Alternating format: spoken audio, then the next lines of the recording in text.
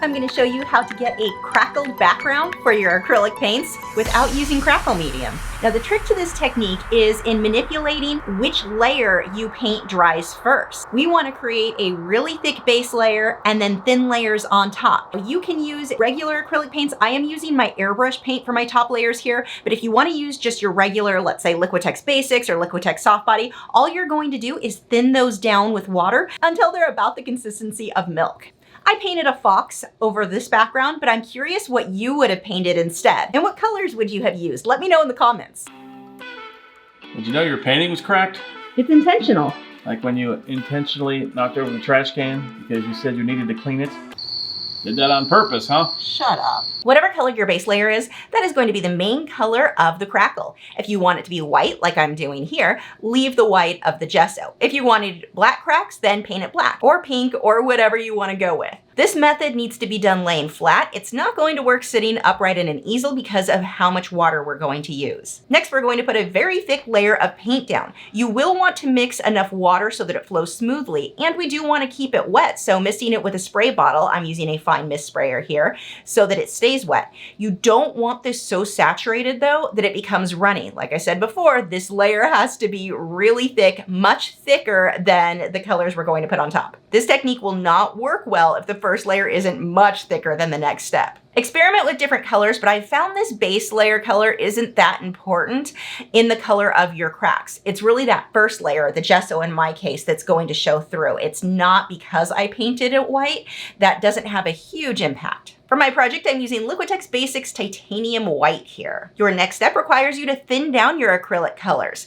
I don't recommend doing too many. These are going to bleed together and you don't want to create mud. The point is you need this layer to be much, much thinner than your base layer. This is what's going to cause the crackling. Pour your thin down colors over the still wet previous layer. If that layer started to dry, you need to throw more paint on it. It has to be wet to work. If your colors are thinned down too much, they're going to come out more translucent. So you're going to have to experiment with how much water versus how much paint you need to get different results, and that's going to depend on the brand of acrylics you use. Something like Liquitex soft-bodied acrylics have more pigment, whereas the Liquitex Basics don't have as much, so I may need to use a little bit more Liquitex Basics paint mixed with water to get the same results as what I could get with Liquitex Soft Body. Once you get all of the paint poured on, now we can start tilting the canvas. You want to let the paint slide in whichever direction you like.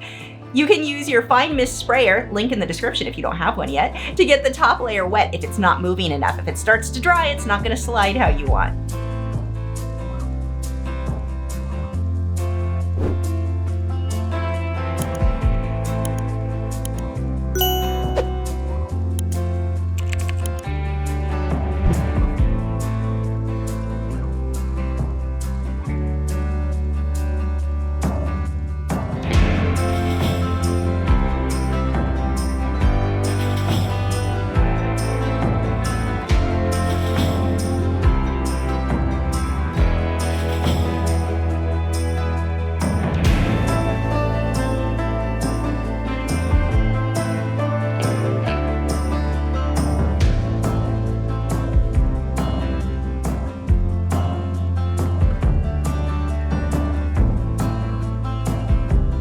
Once you've got everything spread out, take your hairdryer on high heat but low power, because if the power is too high, it's going to push the paint too much, and start drying the canvas.